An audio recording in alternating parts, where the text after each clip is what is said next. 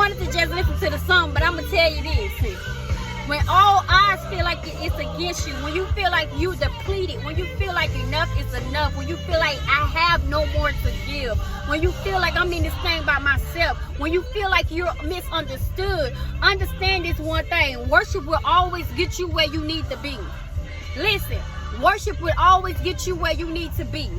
Worship will travel for you. Listen to me. Worship will travel for you. You may not feel certain things, you may not know certain things, but understand this. When you worship in the midst of, worship is expensive. Worship is expensive. When I say worship is expensive, it takes from you. It takes from you. Worship is work. Worship takes from you. It's sacrificial. To even when you're feeling a certain way, you're saying, I don't feel like worshiping. I feel like I'm in this by myself. I feel like everybody else got the upper hand. I feel like everybody else is ahead of me. But understand this one thing. Worship will always get you where you need to be.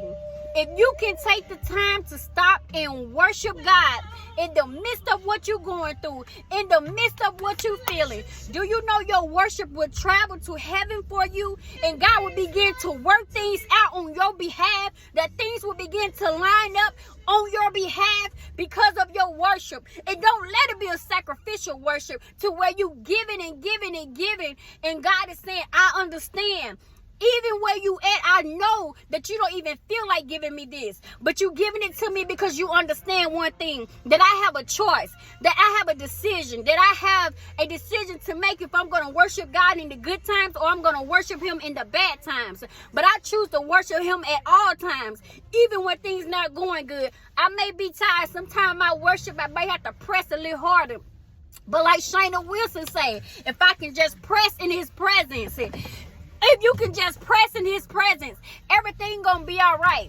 God gonna hear you.